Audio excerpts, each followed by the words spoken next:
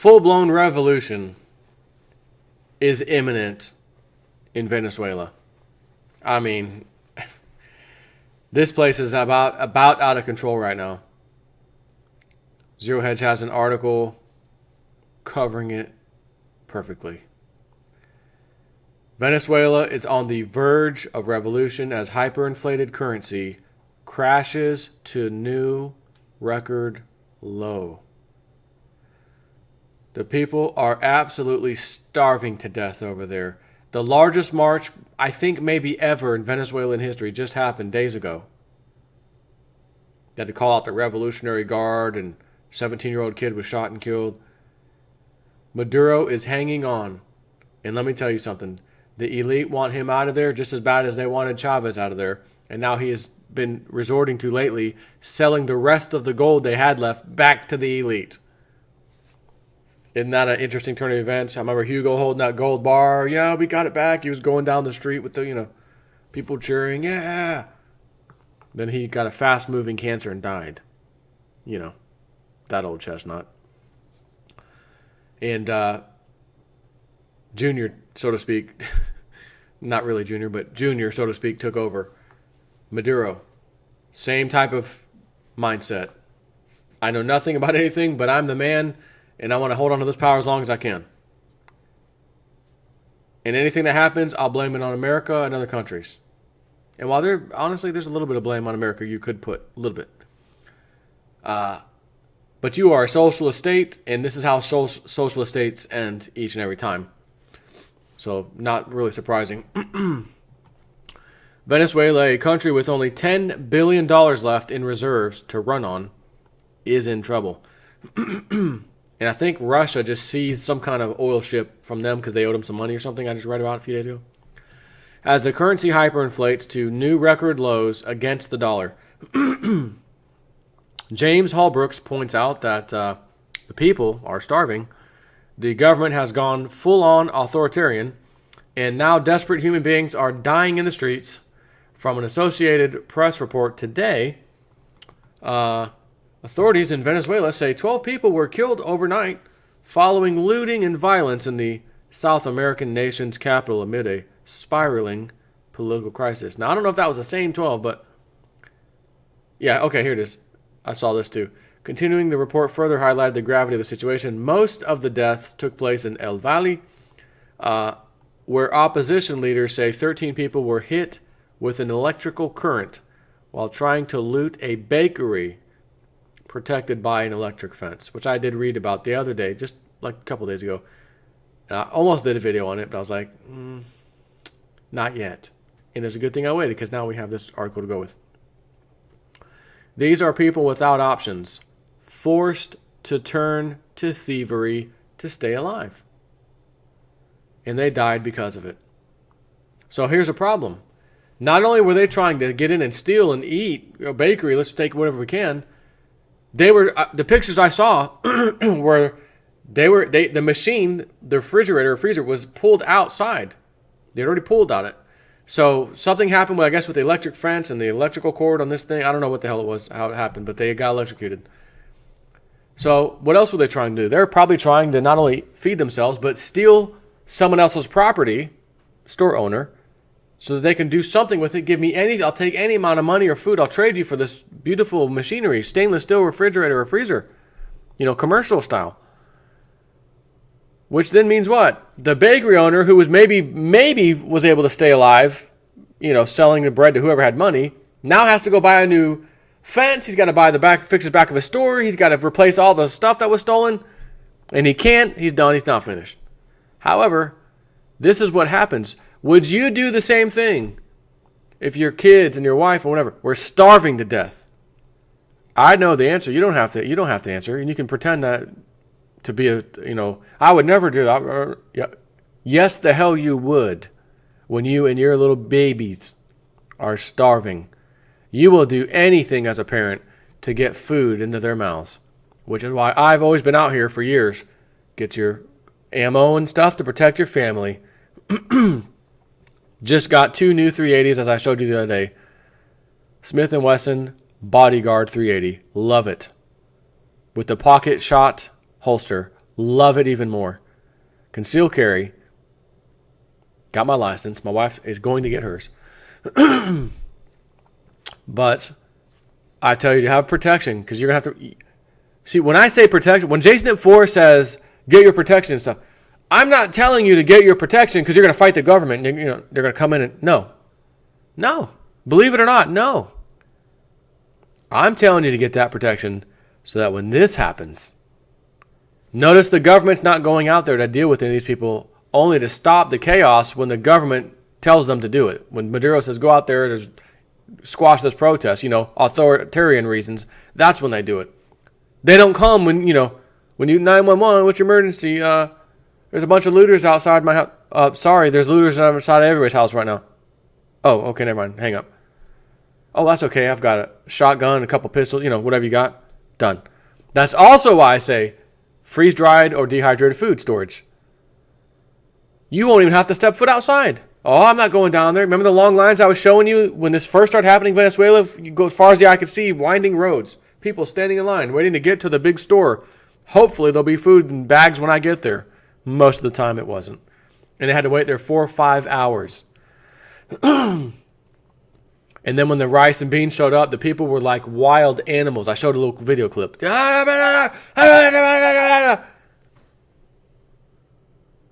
Unbelievable. I'd like to be reporting on that with my drone. Just fly my drone over there. Hey, look what's happening over here at the Walmart near me. I'm safe over here where in an old abandoned strip mall where there used to be retail outlets that have all gone bankrupt. I'm over here flying it. I want to show you what's going on. And I'm going to fly it back, go back to my house, and eat some of the freeze-dried or dehydrated food. I don't have to deal with that crap. But this is America, man. That can't happen here. Then why could it happen in Venezuela? But it can't happen here. What's different? They have a dictator. Well, no, they hold elections too. And you have the luxury of picking two every time. The left or the right. Here's your choice. You call that elections? So, these people are without options, forced to turn to thievery to stay alive, and they died because of it. On April 6th, The Economist reported, that Economist, reported that over the past year, 74% of Venezuelans lost an average of 20 pounds. Like I said the other day, something like this could do America good for one reason. Obese population. We need to lose a couple pounds. Myself included. I'll be honest. If I lost 20 pounds right now, I would be at the exact weight I need to be. Like right with the doctor and books. Your age, your size. Yep, you should be, 160 pounds, Mr. Jason at 4. That's where you belong. Where's my fat butt at? I'm at 180 right now. But with my sore foot, it's hard to do a lot of, get motivated to do anything, which has been getting a lot better recently. So I've been walking more, that kind of thing. Hopefully I can knock off a little pound here, pound there. I'll be good. But believe me, we could use, as a nation, a couple pounds here and there. And if it meant dealing with some of the things Venezuela had to deal with, bring it on, because we don't only need to lose 20 pounds or more. We need to wake the F up as a society. And that'll do it. Venezuela, incidentally, has topped Bloomberg's economic misery index for the past 3 years. The country began its slide downward into chaos with the election of President Nicolas Maduro, he won the election, who immediately began implementing socialist programs and has since taken extreme measures to secure his position, which includes seizing a GM, General Motors, plant in Venezuela the other day. I didn't mention that, but yeah, that just happened. At the end of March, for instance, Maduro effectively shut down Venezuela's Congress, his primary political opposition, and gave those legislative duties to his puppet Supreme Court. The latest news coming out of the South American nation, aside from the deaths of people trying to steal bread to live, is that General Motors, whose Venezuelan production facility was overtaken by local authorities, has now ceased all operations in the country. To put that into perspective, consider that in 2016, only 3,000 vehicles were sold in Venezuela, a country of 30 million people. Whoa. The U.S. Southern Command has floated the idea of using the United States military to contain unrest in Venezuela, though historically American intervention in South America is both widely unpopular in the region and wildly unsuccessful.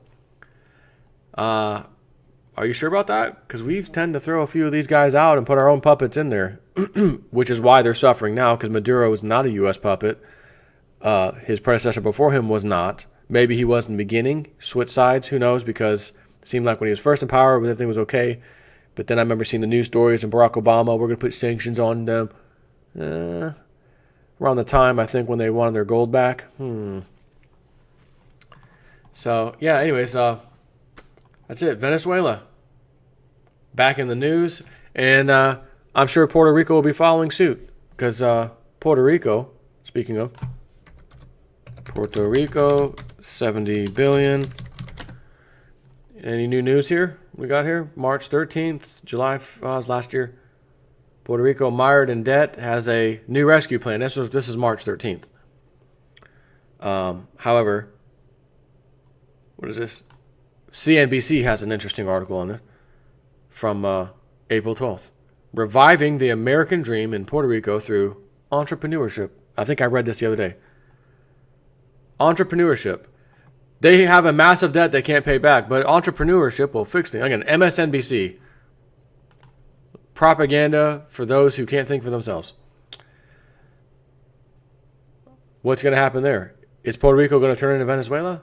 Well, it's kind of a U.S. territory. We wouldn't really let that happen. So, you know what? Let's just bail them out. Just bail them out. We bailed out our own country. Bail them out too. It's only $70 billion. We got that in our back pocket.